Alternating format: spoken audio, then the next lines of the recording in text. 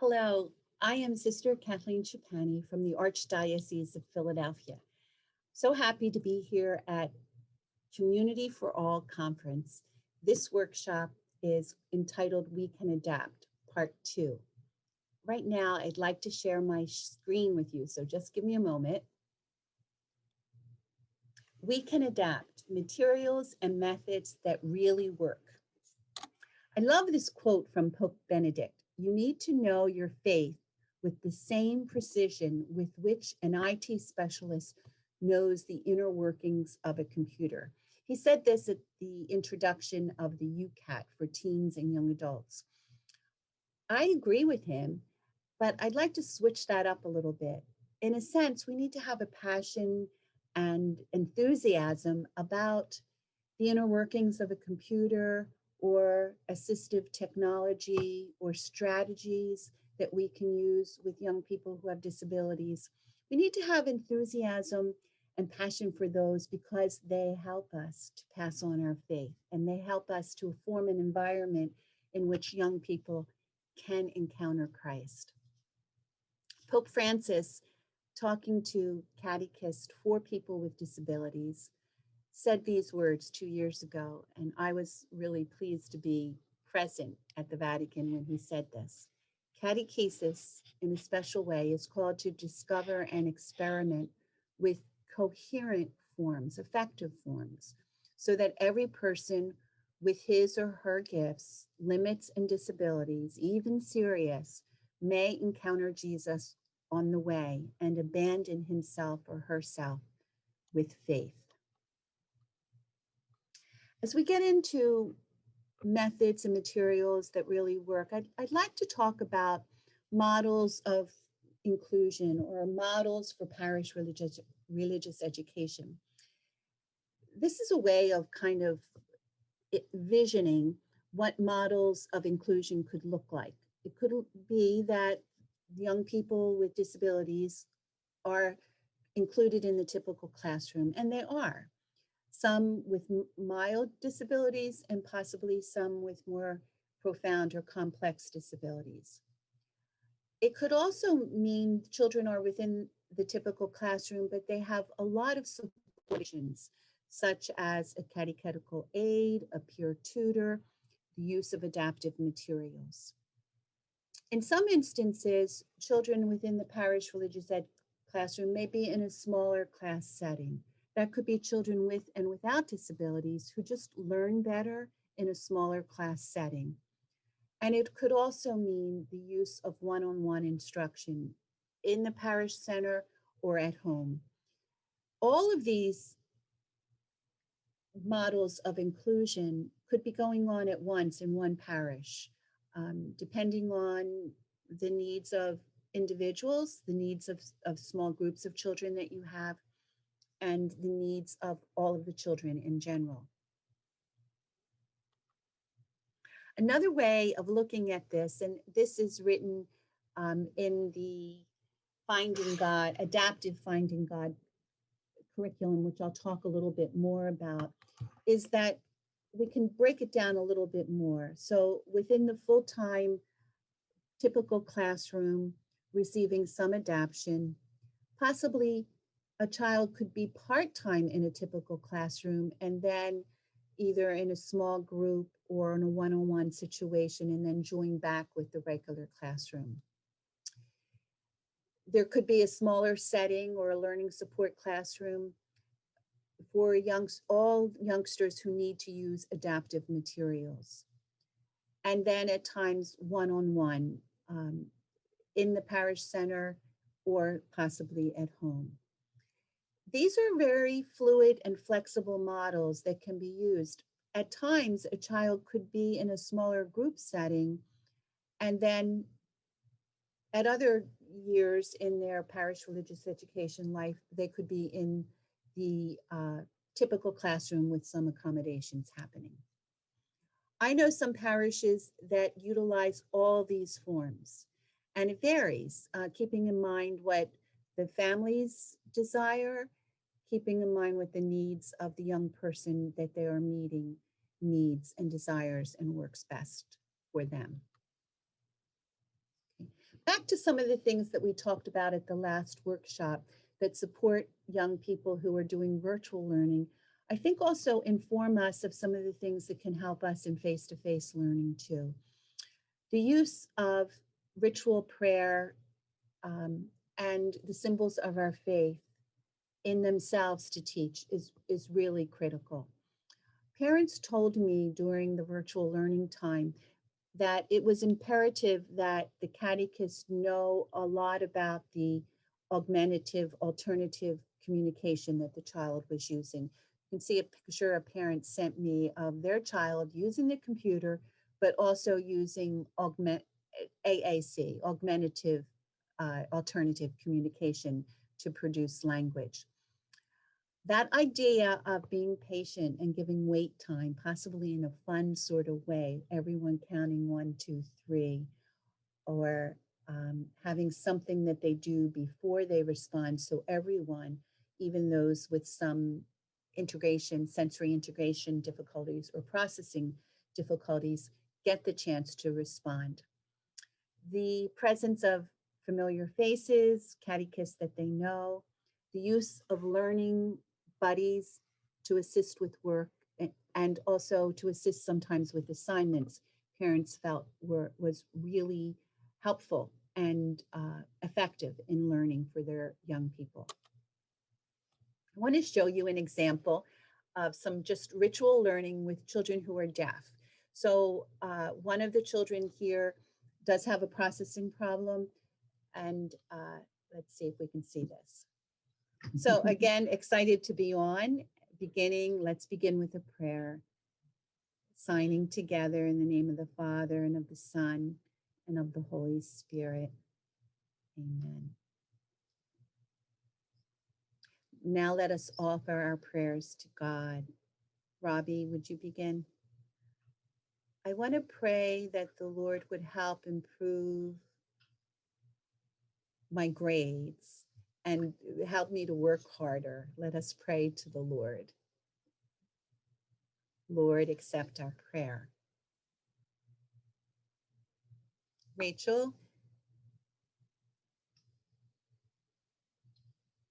Lord, I want to pray that COVID would end. Lord, accept our prayer. Just stop this for a moment. I know forms of ritual prayer for young people who may or may not have language may look different. Sometimes using some of the hands-on material like Mary or Jesus assists someone to know that it's a time of prayer, or lighting a candle. But the other thing about this is that reminding children that God is with them, but also giving them an opportunity to express what their fears and desires and what they want to tell God is just really so critical and important. Some other suggestions related specifically to virtual learning that I didn't share in the last presentation, but I think it also holds true for when we're in person to person, particularly with young people who have intellectual disabilities or other disabilities. Things like, what is the time frame? And can we shorten the time frame to make it more productive? What are the expectations of the students and what resources are available to assist them? One parent said to me, what is the minimum that my child needs to do? And what are some of the extras that they can do? And I thought that was really helpful when she shared that with me, because sometimes if we say, all right, for both the young person themselves and their parents, this is absolutely necessary to do. If you want to add on this, that will benefit your child. Sometimes gives parents a kind of like a freedom to make some choices for themselves and their child, and for the child themselves to make some choices. I love this. A parent shared with me just to say that catechists should ask parents, what are good ways to adapt? What are good strategies to use for your child? Often parents know it. And I love the language she used. Does your child need a way to adapt this activity to work better for them? If yes, please contact me or tell me what that is. Is the level of support I'm providing now enough? Great question. Some of the parents indicated to me when we had a little group evaluation meeting after some virtual catechesis that she would have liked to have permission to have past day. And I thought about that. I know with my continual meeting with people, young people who have disabilities, that there are times that too much is going on. And they may indicate to me, we're not able to make religious ed this week.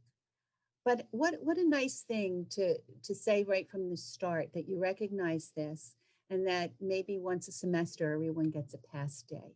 Just thought it was a creative way of making parents and young people feel a little less stressed about what they're making a commitment to get into. Many of the parents said creative engagement is what really engages their child. And in this explanation by one parent, a great service project for typical kid and his family would be becoming a craft partner for a child with a disability. Even after COVID, if they could meet over Zoom. And the parent was explaining to me that sometimes her child really has difficulty in a simple thing like, completing a coloring assignment or a drawing assignment.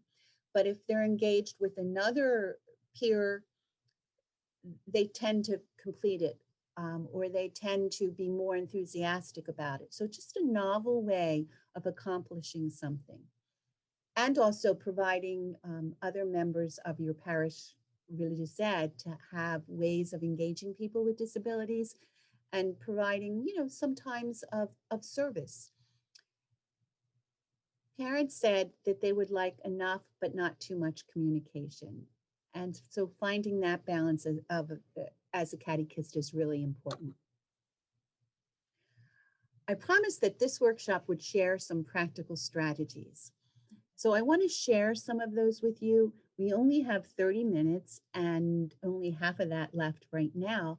But I want to go through some of these because they are things that catechetical leaders and catechists themselves can gain skills on acquiring these learning strategies and making decisions to implement them, even if it's just one at a time. So this semester, I'm going to focus on providing a clearer structure and a set of routines for the small group that's meeting or my full group that happens to include young people with disabilities, including intellectual disabilities and learning disabilities. The use of visual schedules. For some of you, maybe you haven't used visual schedules, but for a young person specifically with autism, but other types of intellectual disabilities, if they know exactly what's going to take place during the class time and have it on either word cues or most often picture cues. I sit in my desk, a picture of a child sitting in their desk, even, a hand-drawn picture. I begin to pray. I pray with the class. I open my book. I try to answer some questions. I raise my hand to answer questions. The really lovely thing about that is that a few things. It helps the child to follow along, but it also helps them to know that they're making progress. So once they sit in their desk, they can turn that over. Prayer is finished, they can turn that over. Once they've raised their hand or engaged, they know that they have achieved that part of the lesson.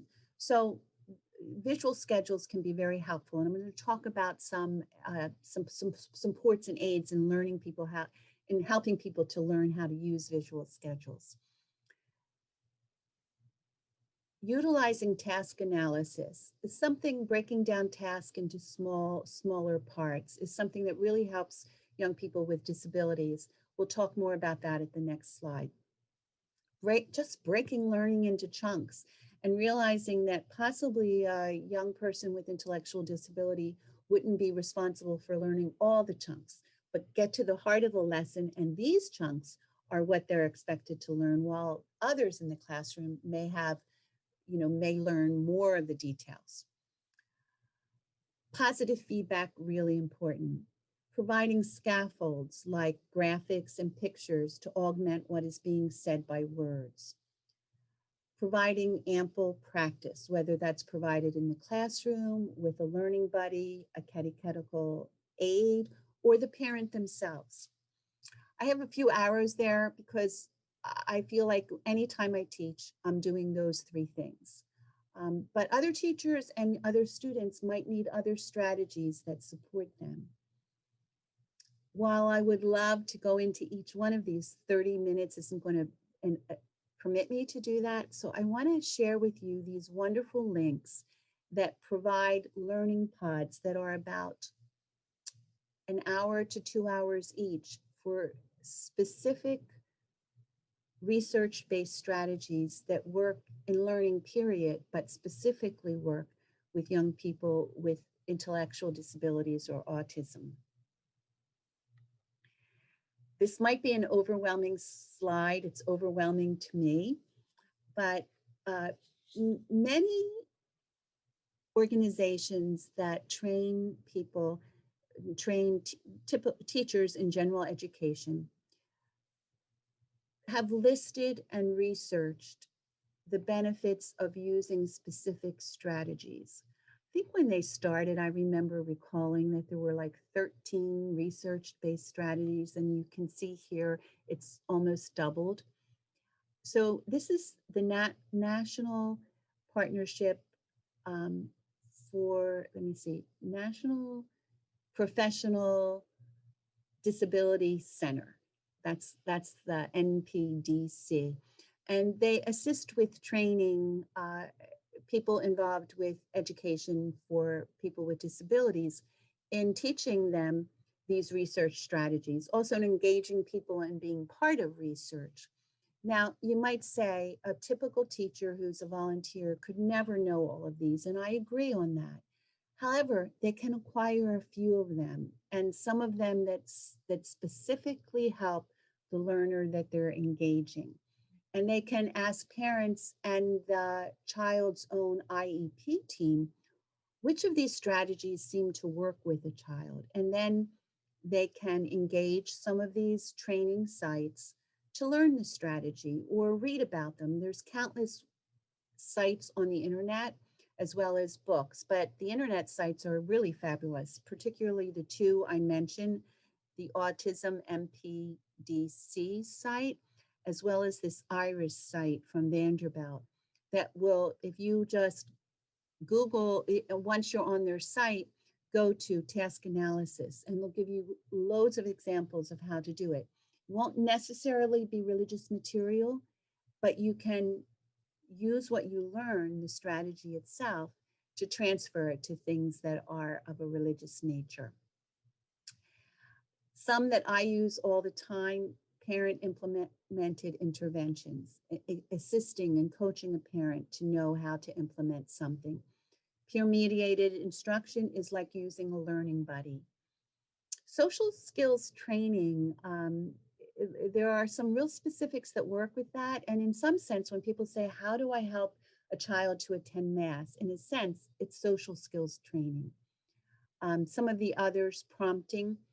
I'm going to talk about some materials that help with that. I really encourage catechists and catechetical leaders to look at some of these and challenge themselves to learn one a semester that they can then utilize within their regular classroom and specifically with young people with disabilities. I want to get into some resources, particularly resources that assist you in using some of these research-based strategies. And one program that does this is the Adaptive Finding God program from Loyola. And what's beautiful about that is that this full Adaptive Finding God can be used in conjunction with the regular religious ed that you're using, or it can be used as a standalone without a textbook and just using learning materials and hands-on materials and activities. I wanted to show you, this is in the beginning of the guidebook for adaptive finding God. And we see some people that we meet, and we're trying to decide, when we look at the type of learning needs they have and the type of disability, are they going to use adaptive materials, all hands-on materials without a book, but following along on planned out lesson plans? Or are they going to use these to support and supplement the regular religious education book? And you can see some suggestions here. One child being in a group setting, but occasionally using adaptive materials. Others using the adaptive materials without the text or the book. So they're the kinds of things that need to be decided in the parish religious education program. Another series that can be used as a supplement or as a text comes from the University of Dayton. And some of you may be familiar with these. They're very specific learnings, and in a sense, they can be used as a text. And they are following some of the research-based strategies in the way that they present the materials, and they use visual supports and scaffolds for a child to understand the most critical themes of their religious education or their sacramental prep. Okay, back to the adaptive materials, especially if they're going to be used standalone. Loyola's Finding God Kit, which is a large box with a lot of adaptive materials, some of which I showed you, things like storyboards that again take into account some of the adaptive strategies, research strategies that work. Using visual cues, repetitive activities, and things like that. Flip books that use just a few words that help a child to learn who may have processing difficulties or limited language use. You can see the visual and hands-on materials sort of kind of spelled out for you. One that I particularly love that uses prompts and fadings, which is a resource-based strategy, is the steps to going to receive First Holy Communion. Now, this is actually the behavioral steps once a child understands and desires the Eucharist. Just teaching the social skill that is necessary to be able to actually, walk up, fold their hands, place their hands like this. So this is using prompts that can be used and then slowly removed once the child has practiced and gained that behavior. So this adaptive finding God has used some of the strategies that we saw in the previous slide. The wonderful news is that this can be accessed on, well, not all the hands-on material, but the learning cards, which there are about 150 of them, can be accessed online now for virtual learning. And they will remain online to assist the catechist and the teacher, to assist the catechist, the teacher, and also the parent by accessing these online.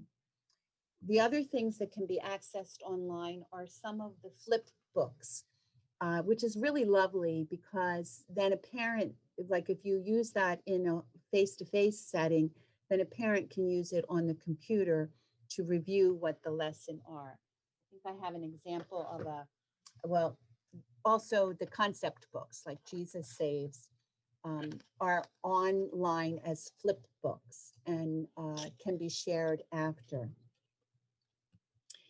I'm sharing the link for that.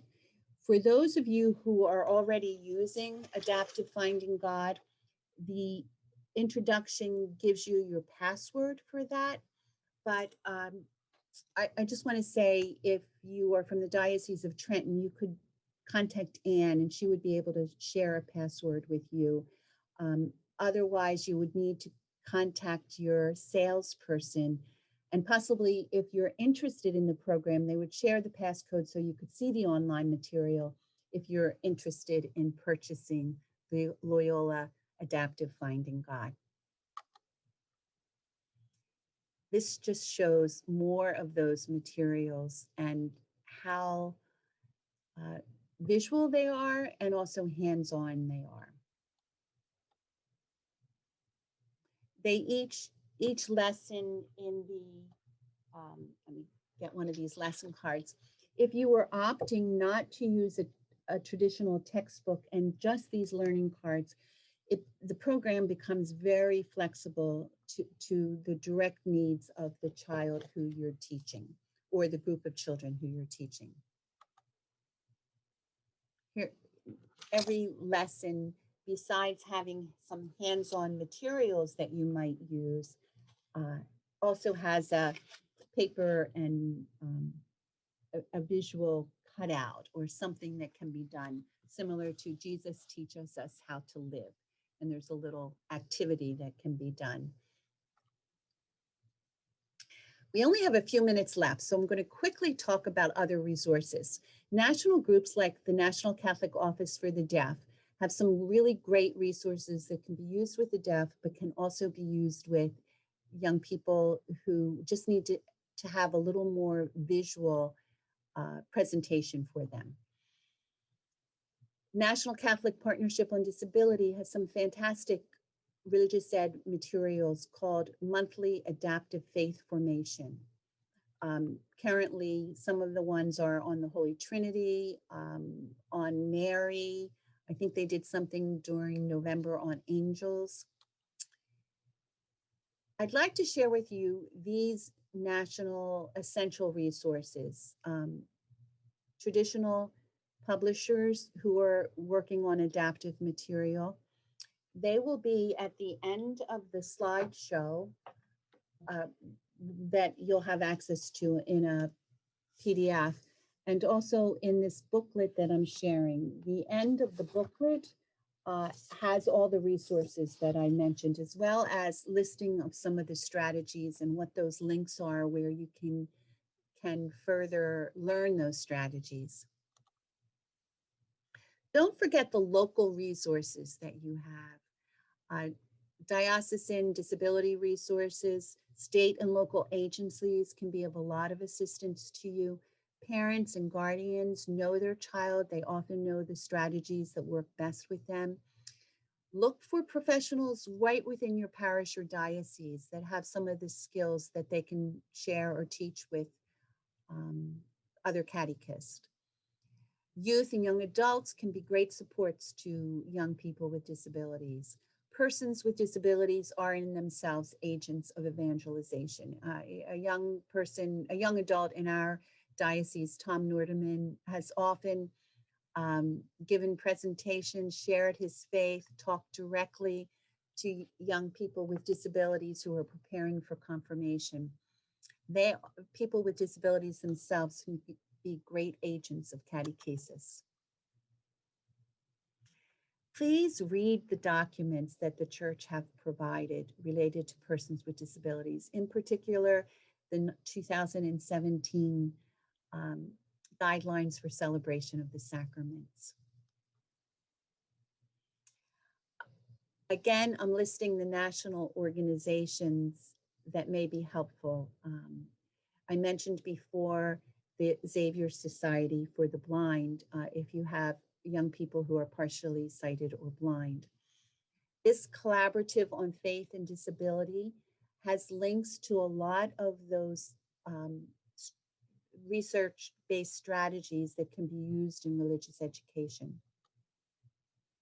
That brings me to the end of our workshop. I'm so happy that I've had this opportunity to share with you. And if I can be of any help in the booklet, I think my email is listed there. God bless you. And I'm so happy to join with you as catechist for persons with disabilities. God bless.